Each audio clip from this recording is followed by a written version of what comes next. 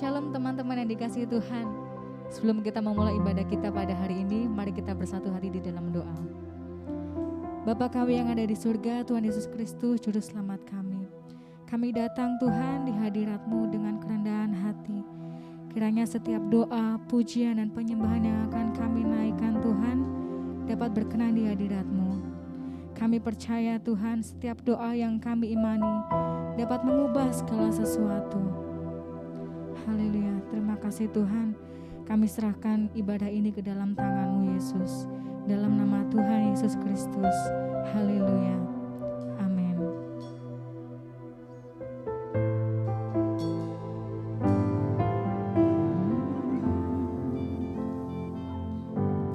Saat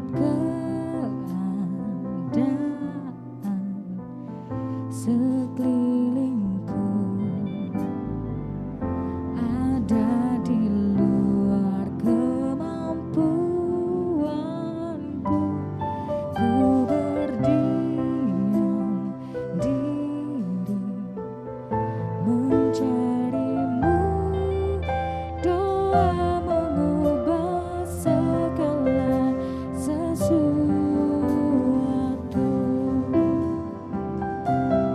Saat kenyataan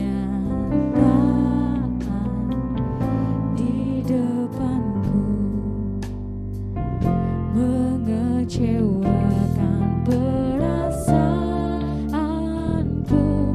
ku menutup mata memandang-Mu, sebab Doa mengubah segala sesuatu.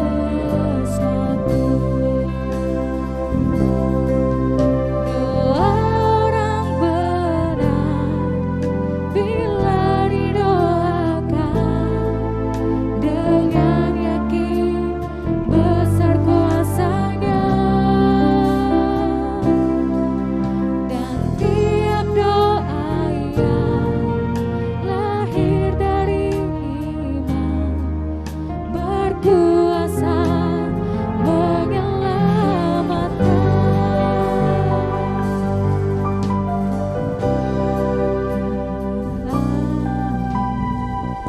Di tangan-Mu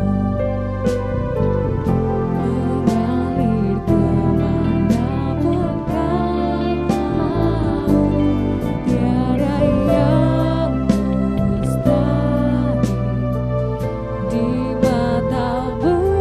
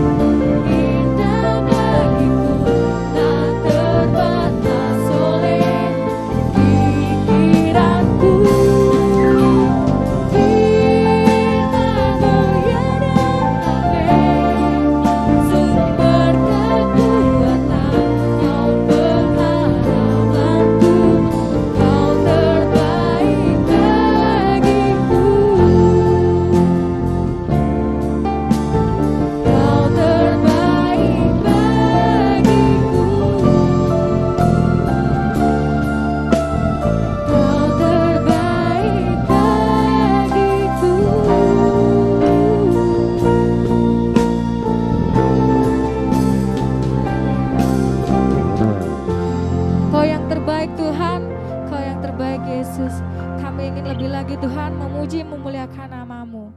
Dalam nama Tuhan Yesus, haleluya. Yeay, Tuhan Yesus baik, amin.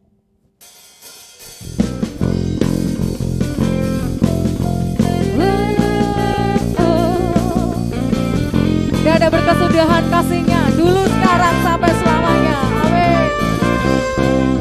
Dia ada berkesudahan kasih setia-Mu Tuhan, selalu baru rahmat-Mu bagiku. Hari berganti hari, tetap kulihat kasih-Mu, tak pernah berakhir di hidupku.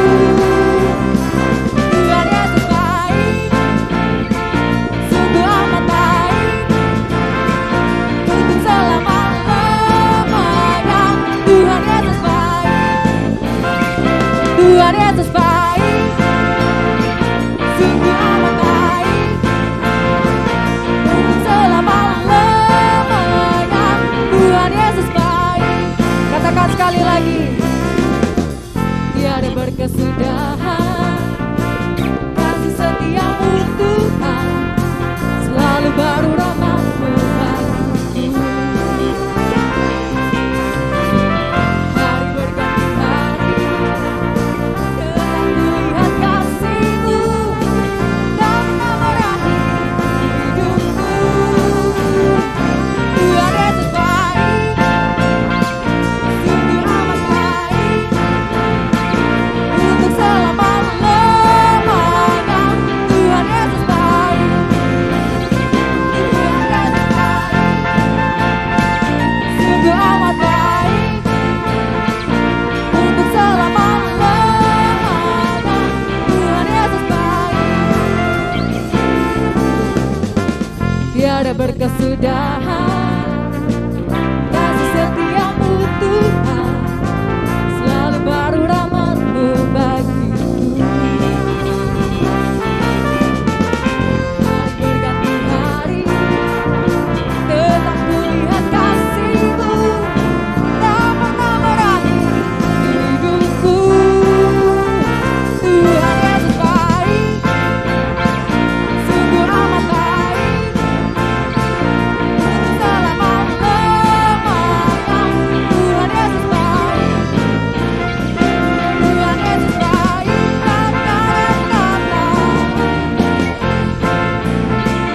untuk selama-lamanya. Tuhan Yesus baik, Tuhan Yesus baik, sungguh amat baik, untuk selama-lamanya. Tuhan Yesus baik, Tuhan Yesus baik, sungguh amat baik, selama-lamanya. Tuhan Yesus baik, untuk selama-lamanya, sampai selama-lamanya, untuk selama-lamanya. Tuhan Yesus baik. Amin. Haleluya. Sebelum kita masuk ke dalam firman Tuhan, mari kita menyanyikan sebuah lagu, Bapa yang mengasihiku.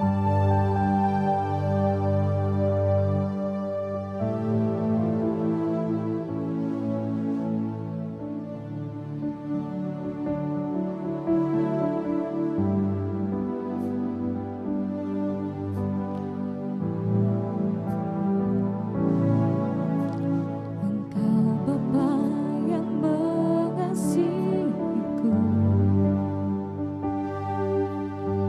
tak kau pandang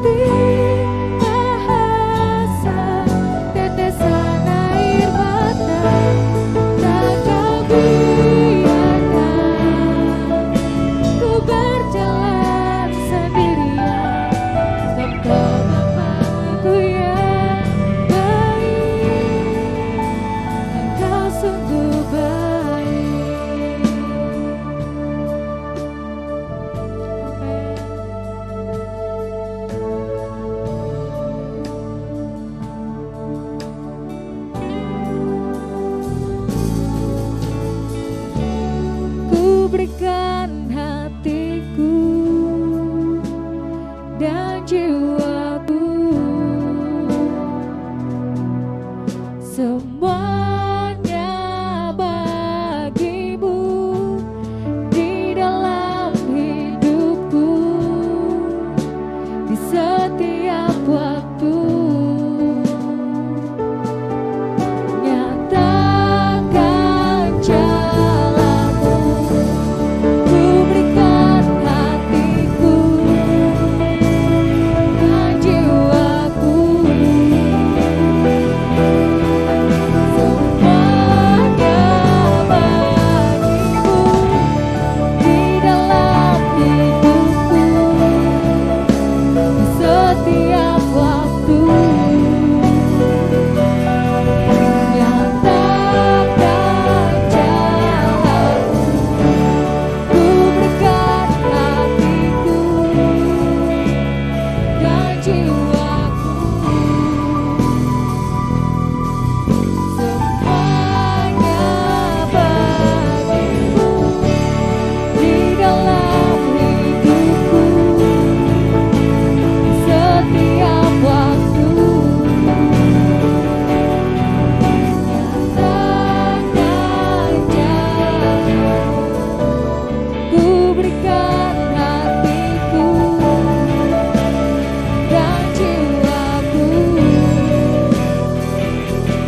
jiwaku, semuanya bagimu di dalam hidupku, di setiap waktu. Nyatakan jalanmu, ku berikan hatiku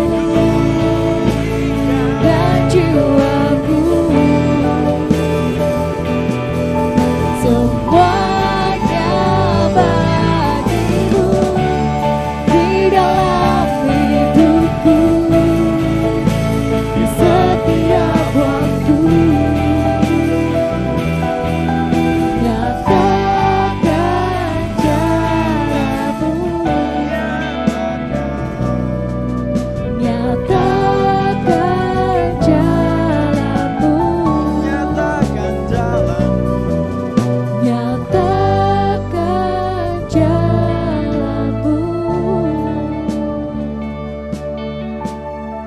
sungguh kami berterima kasih kepadamu Tuhan. Biarlah kami mau memberikan hati kami kepadamu. Biarlah hati ini hanya milik-Mu. Kau nyatakan setiap jalan-Mu bagi setiap kami, untuk kami berjalan di dalam apa yang Tuhan mau bagi setiap kami, anak-anak-Mu. Terpujilah nama-Mu Tuhan, Kau pakai setiap kami untuk lebih lagi mempertahankan keyakinan kami, untuk tetap memiliki dasar iman yang kuat. Biarlah kami hari ini boleh beribadah, duduk dengan tenang di tempat kami masing-masing, dan biarlah Roh Kudus-Mu menjamah setiap kehidupan kami. Di dalam nama Tuhan Yesus Kristus, kami mau mendengarkan firman-Mu. Haleluya. Amin.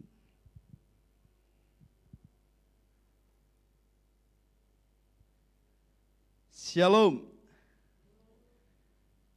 Terpujilah nama Tuhan. Kalau di kesempatan yang indah ini atau di sore hari ini kita masih bisa sama-sama untuk kembali mendengarkan kebenaran firman Tuhan. Nah, hari ini kita akan membahas kebenaran firman Tuhan, di mana hari-hari ini, di mana anak-anak muda itu harusnya memiliki dasar iman yang semakin kuat. Mengapa harus memiliki dasar iman yang semakin kuat? Karena kita nanti akan melihat ternyata di dalam Alkitab pun ada contoh strategi yang dipakai untuk bisa menjatuhkan orang yang beriman untuk mengikuti tidak lagi beriman. Kita buka di di dalam Daniel pasal yang pertama. Ya, pembahasan kita ada di dalam kitab Daniel pasal yang pertama.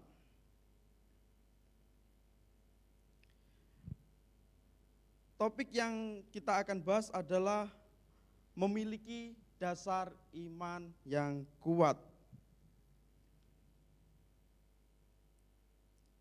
Daniel pasal yang pertama, ayat yang pertama sampai ayat yang ke-8. Tapi nanti saya akan baca perlahan sambil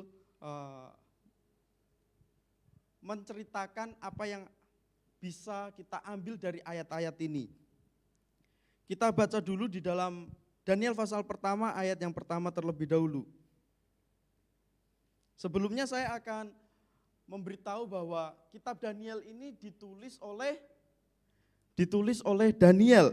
Nah, di dalam Daniel, di dalam Alkitab sendiri ada beberapa Daniel.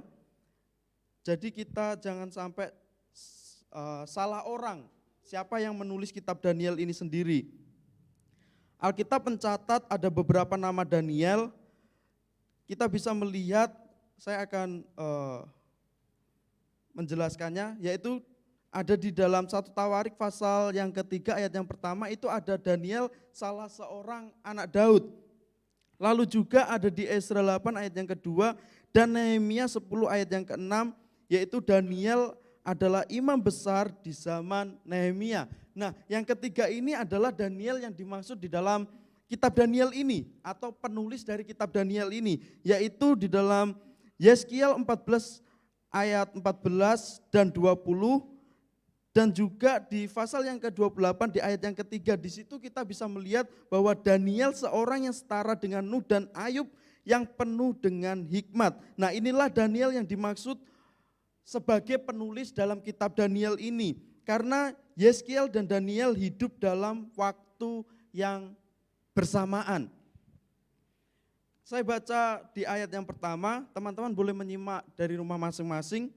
Daniel pertama ayat yang pertama, pada tahun yang ketiga, pemerintahan Yoyakim, Raja Yehuda, datanglah Nebukadnezar, Raja Babel ke Yerusalem lalu mengepung kota itu. Di ayat yang pertama ini kita bisa melihat latar belakang sebelum kita melihat jauh ke depannya. Nah, kitab Daniel ini juga bisa disebut sebagai kitab sejarah atau bisa kita bilang sebagai kitab historis yang menceritakan sebuah kisah, tetapi ada juga di bagian pasal-pasal tertentu itu ada berbicara tentang apokaliptik. Nah, di Daniel pasal pertama ini berbicara mengenai sebuah kisah. Maka kalau sebuah kisah berarti kita harus mengerti alur ceritanya atau jalan ceritanya. Nah, di sini pada tahun yang ketiga pemerintahan Yoyakim, Raja Yehuda, berarti pada saat itu raja dari Yehuda ini adalah Yoyakim. Nah, pada saat pemerintahan Yoyakim datanglah Nebukadnezar yang adalah Raja Babel. Nebukadnezar Raja Babel ke Yerusalem lalu mengepung kota itu. Apa yang terjadi? Nah, ternyata di sini kita bisa melihat akan ada krisis-krisis yang harusnya membuat orang yang ada di Yehuda yang percaya kepada Tuhan itu menjadi orang yang tidak lagi percaya. Krisis yang pertama dapat kita lihat di ayat yang kedua, Tuhan menyerahkan Yoyakim Raja Yehuda dan sebagian dari perkakas-kakas di rumah Allah ke dalam tangannya. Sampai di sini dulu. Krisis yang pertama adalah krisis terjadinya kepemimpinan, krisis kepemimpinan. Nah, secara politik, ketika bangsa sudah dijajah, kemudian sudah dikalahkan, pemimpin ini akan dibawa jauh dari tempat tersebut. Tujuannya supaya apa? Supaya orang yang dipimpinnya tidak lagi mendengarkan apa kata pemimpin. Nah, ini merupakan sebuah krisis kepemimpinan yang dimana mereka tidak lagi mendengar suara pemimpin. Karena pemimpin mereka ditawan dan dibawa ke tempat yang jauh dari tempat tersebut. Terjadi krisis kepemimpinan.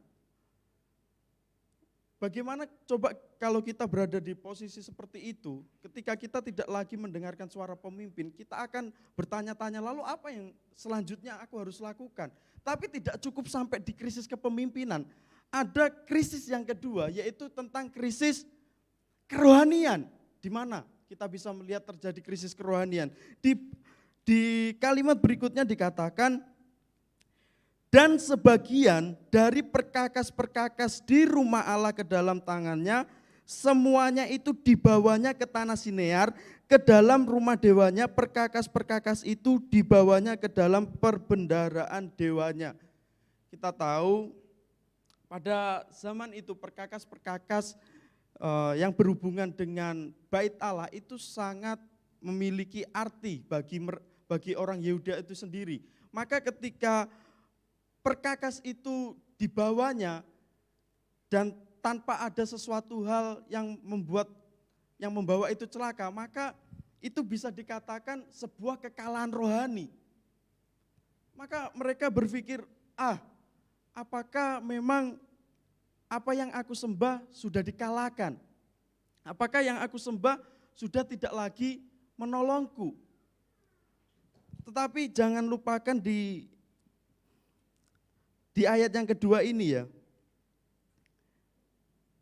Tuhan menyerahkan Yoyakim Raja Yehuda dan sebagian dari di berikutnya.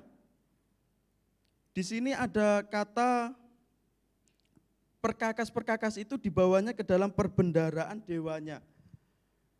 Jadi ini membuat mereka mengalami krisis kerohanian, rasa percayanya terhadap apa yang sudah dipercayai sejak dahulu kala. Yang dulu menolong, tapi kenapa sekarang malah seakan-akan tidak ada perlawanan. Nah, di ayat yang ketiga ini, lalu raja bertitah kepada Aspenas, kepala istananya, untuk membawa beberapa orang Israel yang berasal dari keturunan raja dari kaum bangsawan. Nah, sebelum sampai di sini ada tulisan di ayat yang kedua. Kita kembali ke ayat 2 dulu. Tuhan menyerahkan Yoyakim. Arti Tuhan menyerahkan Yoyakim artinya Tuhan berkuasa atas sejarah tersebut, atau Tuhan sebenarnya turut campur tangan atas peristiwa ini. Mungkin kita akan berpikir, loh pemimpin dibawa, gak ada perlawanan, perkakas-perkakas yang bersifat rohani dibawa, gak ada perlawanan. Tetapi jangan kita lupakan kata Tuhan menyerahkan. Berarti sebenarnya Tuhan tidak diam. Tuhan mengizinkan itu terjadi. Karena di balik latar belakang ini atau intro ini akan Tuhan pakai Daniel beserta 3 orang temannya untuk menjadi berkat bagi mereka yang tidak percaya. Nah, tapi sampai di titik ini, mari kita jangan sedikit-sedikit menyalahkan atau menghakimi Tuhan tanpa kita mengetahui apa rencana Tuhan yang sesungguhnya yang akan terjadi di depan. Ya mungkin mereka mengalami krisis kepemimpinan, mungkin mereka juga mengalami krisis kerohanian. Tapi jauh lebih daripada itu, Tuhan sudah merencanakan yang terbaik. Maka pembelajaran buat kita, hari-hari ini mungkin kita mengalami, mungkin tidak krisis kepemimpinan atau krisis kerohanian, mungkin bisa juga krisis uang. Bisa juga kan krisis uang. Lalu kita bisa menyalahkan Tuhan, atau apalagi krisis kasih sayang, bisa juga. Akhirnya kita melampiaskannya kepada hal-hal yang bukan seharusnya. Krisis apa lagi yang kita alami? Tetapi mari tetap pandanglah bahwa Tuhan itu merencanakan yang baik. Maka sebab itu mari responi keadaan itu dengan bijaksana. Kita tahu sendiri penulis ini adalah seorang yang penuh hikmat. Ini membuat kita boleh meresponi setiap keadaan itu juga dengan penuh hikmat. Di ayat yang ketiga mari kita lanjutkan. Lalu raja bertitah kepada Aspenas, kepala istananya, untuk membawa beberapa orang Israel yang berasal dari keturunan raja dan dari kaum bangsawan. Nah, mengapa kita perlu memiliki dasar iman yang kuat? Tadi kita bisa melihat mungkin kita mengalami krisis itu. Tapi apakah kalau dasar iman kuat kita akan goyah? Tentunya kalau dasar iman kita kuat, tentunya kita tidak akan goyah. Krisis itu bukan menjadi alasan untuk kita tetap beriman kepadanya. Sekalipun kita nanti akan melihat di ayat-ayat selanjutnya akan ada sesuatu yang dilakukan oleh Raja Nebukadnezar, yaitu mereka sedang melakukan atau merencanakan strategi untuk menyerang dasar iman percaya dari tokoh yang akan kita bahas. Di ayat yang ketiga tadi, raja bertitah kepada Aspenas, kepala istananya, untuk membawa beberapa orang Israel. Ingat, mereka sudah ditawan, kemudian mereka mau membawa orang-orang tertentu untuk dibawanya ke istana. Untuk apa? Untuk menjadi pekerjanya, untuk membantu tujuan dari Raja Nebukadnezar. Nah, ternyata mereka memiliki kriteria, tidak sembarang orang yang dibawanya. Kriterianya apa?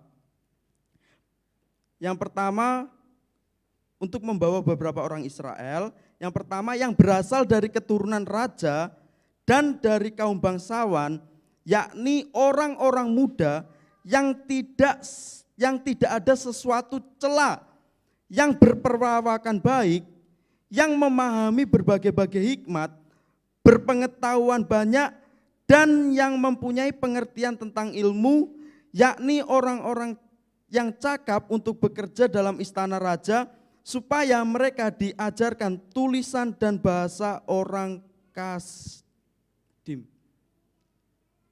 Wow, mereka memiliki kriteria yang ya bisa dibilang ini mendekati sempurna. Pertanyaannya, siapa yang mereka ambil? Nanti kita bisa melihatnya, ternyata kenapa mereka memiliki kriteria yang seperti ini, karena mereka memanfaatkan potensi yang ada pada orang-orang yang sudah ditawan. Nah, setiap kita orang percaya, hari-hari ini kita mungkin menyadari potensi setiap kita masing-masing. Potensi yang dimiliki oleh setiap kita masing-masing di dalam tentunya kelebihan kita. Lalu orang dunia akan mengincar kita karena kita bisa dipakai untuk tujuannya. Potensi ini akan disalahgunakan mereka. Apa potensi yang ada pada kita? Mungkin engkau pandai berbicara, potensimu itu bisa dipakai untuk membuat orang jadi tidak percaya kepada Tuhan. Bisa juga, karena disalahgunakan. Potensi apa yang engkau miliki? Mungkin engkau memimpin yang bertanggung jawab, engkau pemimpin yang bisa diandalkan. Nah, ini potensi. Engkau bisa bermain musik. Nah, ini sebuah potensi juga, tapi bisa dipakai untuk hal-hal yang tidak menyenangkan Tuhan. Nah, potensi-potensi ini mereka sedang lihat dari kita orang percaya kepada Tuhan. Kalau potensi ini sampai disalahgunakan, maka tidak lagi untuk menyenangkan Tuhan. Nah, kita bisa melihat di sini ternyata potensi mereka, kriteria yang mereka beri mendekati sempurna. Lalu kemudian di ayat yang kelima, dan raja menetapkan bagi mereka pelabur setiap hari dan dari santapan raja dan dari anggur yang biasa diminumnya, mereka harus dididik selama 3 tahun dan sesudah itu mereka harus bekerja pada raja. Oh, ini termasuk beberapa kriteria yang ada setelah diambil. Ternyata mereka dididik selama 3 tahun. Mereka memaksimalkan, mereka melihat potensi, kemudian mereka memaksimalkan potensi itu. Tandanya apa? Mereka kembali dididik. Saya melihat ya, seorang yang mau, kita berbicara yang jelek ya, mau mencopet saja, itu dididik loh. Mungkin kriterianya dia harus cekatan, terus dia harus gesit, terus apa lagi? Pandai berpura-pura. Nah, ketika ada potensi ini, terus dimaksimalkan, dididik. Nanti kamu seperti ini, kalau ada orang gini, gerak-gerikmu seperti ini, nah kamu harus jangan lari, tapi pura-pura berjalan seperti biasa aja. Nah, itu dididik loh. Dimaksimalkan. Tapi tujuannya beda. Tujuannya untuk hal-hal yang tidak baik. Seperti ini, mereka juga dididik selama 3 tahun. Gunanya untuk apa? Untuk lebih lagi dan lebih lagi potensi itu bisa maksimal. Nah, kalau hari ini kita yang sudah di dalam Tuhan, males-malesan untuk tidak mengupgrade diri, memaksimalkan potensi kita, justru sebenarnya kita salah. Karena orang dunia pun ketika memakai kita, mereka juga memaksimalkan potensi.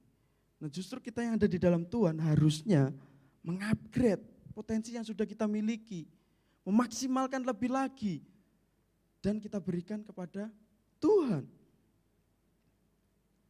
Kita bisa melihat hal ini bahwa mereka juga melakukan strategi itu. Nah, ini yang saya maksud bahwa adanya serangan yaitu secara otaknya itu dicuci. Istilahnya di brainwash.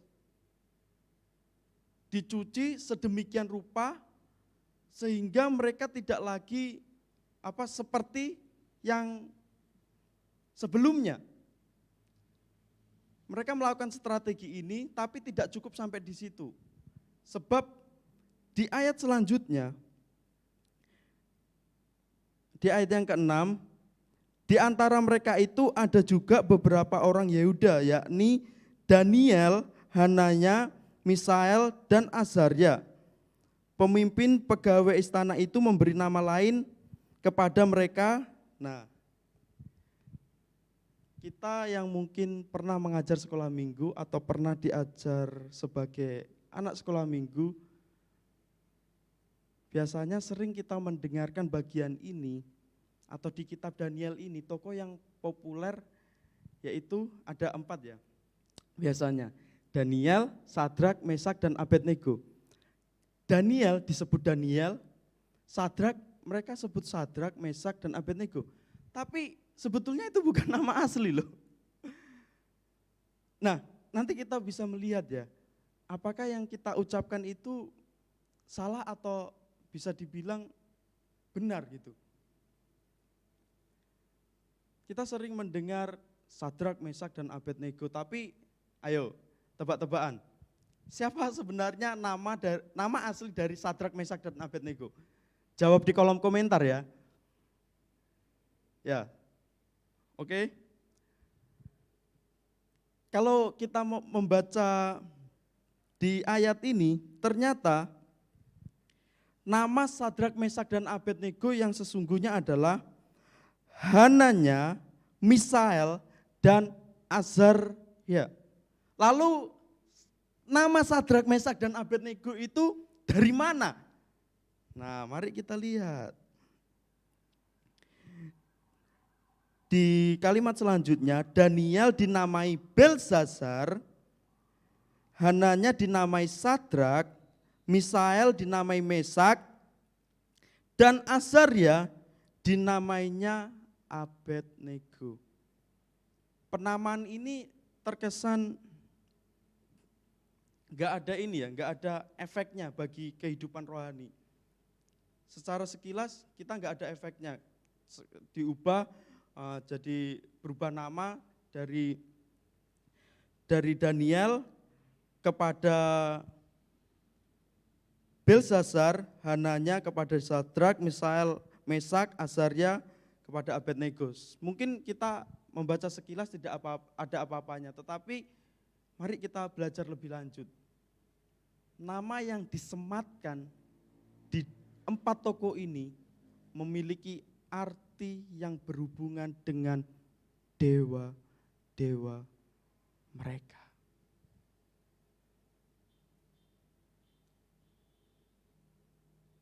Berarti sesungguhnya ketika kita menyebutkan nama itu, Sadrak, Mesak, dan Abednego, dan juga di sini Belsazar, maka kita sedang mengakui dewa-dewa mereka.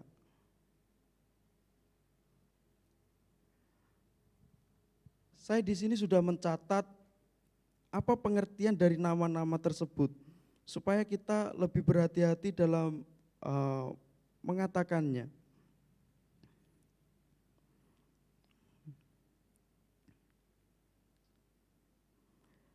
Daniel berarti Tuhan adalah hakimku. Tetapi ketika diganti Belsazar itu menjadi rahasia dewa Bel. Ini berhubungan dengan dewa-dewa. Terus kemudian Hananya berarti Allah yang pengasih, tapi diganti Sadrak itu menjadi kemungkinan dihubungkan dengan dewa Madruk. Terus kemudian Misael berarti siapa ada sama seperti Allah, tapi diganti menjadi Mesak. Ia yang menjadi milik Dewi Sekak. Kemudian Azarya berarti Allah telah menolong, tetapi diubah menjadi Abednego, adalah ubahan dari kata Abednego atau hamba Nebo, dewa bintang pagi, dewa tulisan. Ya, kita bisa melihat hal ini ya, dari Allah yang menjadi kepercayaannya, tetapi langsung diubah menjadi sesembahannya, yaitu dewanya. Dan disinilah sebenarnya strategi mereka adalah mengubah identitas daripada 4 tokoh ini.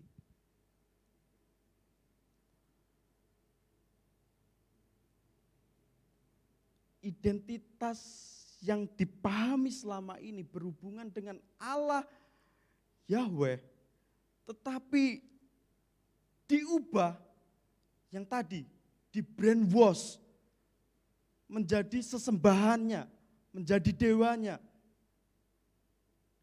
Pembelajaran hal ini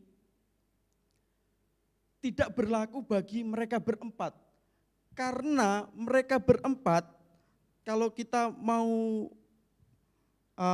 menurutkan setiap pasalnya, setiap mereka ditolong Tuhan, mendapatkan perlindungan Tuhan, mereka tidak satu kali pun menyebutkan nama yang disematkan terhadap mereka.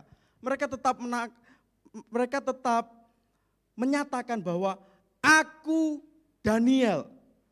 Terus kemudian aku Hananya, Misael, dan Azarya. Mereka tetap memakai namanya, tetapi mereka tidak terganggu dengan nama yang disematkan. Nah, kehidupan pembelajaran buat kita. Nama apa yang disematkan di dalam diri kita? Mungkin kita di gereja, kita mendapatkan pengenalan identitas yang sangat membantu kita untuk lebih menghargai diri sendiri dan orang lain. Tetapi di luaran, kita mendapatkan label-label atau identitas yang disematkan di dalam kehidupan kita menjadi hal-hal yang jauh daripada Tuhan. Lalu biasanya ketika kita sudah disematkan kata itu, lalu kita seakan-akan karena dasar iman kita tidak kuat, lalu kita menjadi seorang yang sesuai dengan nama yang disematkannya. Saya punya teman di mana teman ini memang orangnya kalau ada orang lewat itu dia entah pokoknya selalu ada omongan gitu. Wah. Kayak rasan-rasan gitu loh. Contoh orang lewat selalu diomongin. Lalu temannya ini menyebutnya sebagai, maaf kata, kambing. Kenapa? Karena modelnya mirip hewan ini. Kambing itu kalau ada orang lewat mesti diam atau atau gitu. Mesti kan ngomong terus toh. Nah, lalu hal inilah yang akhirnya apa ya? Kayak pola pikirnya itu iya ya, ternyata dia lihat dari kaca menyamakan seperti kambing. Padahal kita tahu sendiri di dalam Kristus gambar diri kita adalah gambar dirinya. Tapi ketika kata ini disematkan dalam pribadinya, maka pikirannya kayak kembali goyah. Mungkin teman-teman mengalami hal yang berbeda. Mungkin teman-teman disematkan nama kamu bodoh, kamu tidak berguna, kamu tidak berharga, kamu anak buangan, kamu sama sekali membuat sial. Lalu akhirnya sepanjang hidup kita hanya berperilaku seperti yang mereka katakan. Jangan. Mari bangun identitas kita dengan kuat. Mari miliki dasar iman yang kuat. Sekalipun serangan itu ada di dalam identitas kita, mari kita tetap memegang identitas kita, gambar diri kita di dalam Tuhan. Amin. Lalu selain identitas, apa yang mereka serang? Kita bisa melanjutkannya di ayat yang ke-8. Daniel berketetapan untuk tidak menajiskan dirinya dengan santapan raja dan dengan anggur yang biasa diminum raja. Dimintanyalah kepada pemimpin pegawai istana itu supaya ia tak usah menajiskan dirinya. Yang kedua, selain identitas yang diserang adalah gaya hidup. Gaya hidup seorang Daniel, Hananya, Misael, dan Azaria. Ya, teman-teman bisa lihat ya, setiap kali saya menyebutkan 4 tokoh ini kadang saya lupa. Karena ini pikiran kita ternyata sudah di brainwash juga. Brainwash oleh mungkin orang-orang di sekitar kita. Kita mengertinya Sadrak, Mesak, dan Abednego. Makanya saya belajar untuk menyebutkan ini.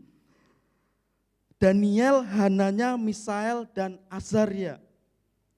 Nah, mereka memiliki gaya hidup untuk tidak menajiskan dirinya. Lalu kemudian ada penawaran atau ada kesempatan untuk bisa menajiskan dirinya.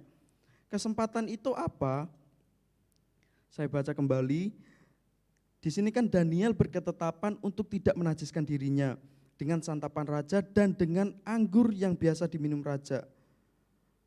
Ternyata ada kesempatan mereka untuk menajiskan dirinya. tetapi mereka malah menolaknya karena di ayat yang ke-9, maka Allah mengaruniakan kepada Daniel kasih dan sayang dari pemimpin pegawai istana itu. Di ayat yang ke-10 sampai seterusnya, yang diberikan oleh seorang pelayan ini tidak atau bukan hal-hal yang menajiskan diri Daniel dan 3 orang temannya. Dari pembelajaran ini kita bisa melihat, mungkin kita kayaknya sepele ya, cuma dikasihkan ini ya enggak mau gitu. Ini loh gratis, toh nanti kamu jadi lebih kuat, lebih subur, lebih entah itu apa yang mereka katakan. Tapi Daniel di sini men-challenge dirinya, wes beritno aku sayuran. Dan mari kita bandingkan mereka yang minum santapan raja dengan kami yang tidak meminum santapan raja. Dan hasilnya mereka lebih sehat dan lebih bugar. Wow.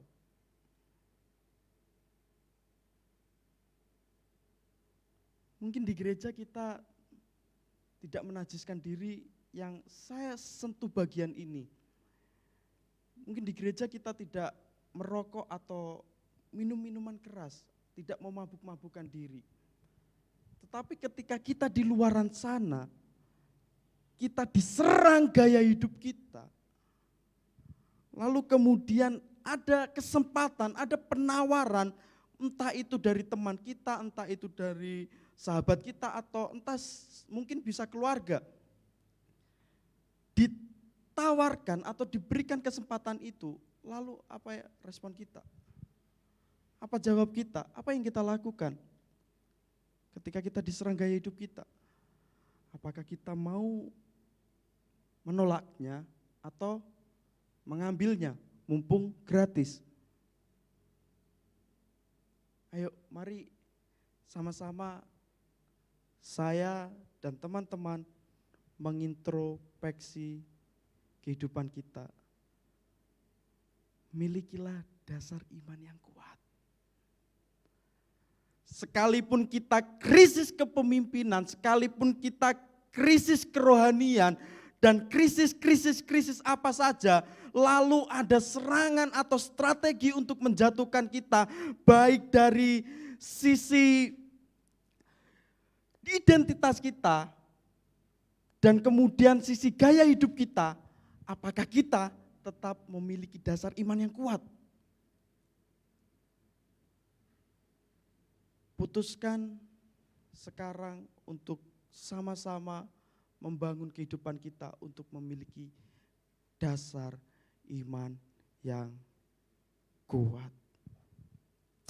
Amin. Kiranya firman Tuhan pada kesempatan sore hari ini boleh membawa kita, saya dan teman-teman untuk lebih dekat lagi kepada Tuhan, untuk tetap memiliki dasar iman yang kuat. Kiranya Tuhan Yesus memberkati. Mari kita berdoa.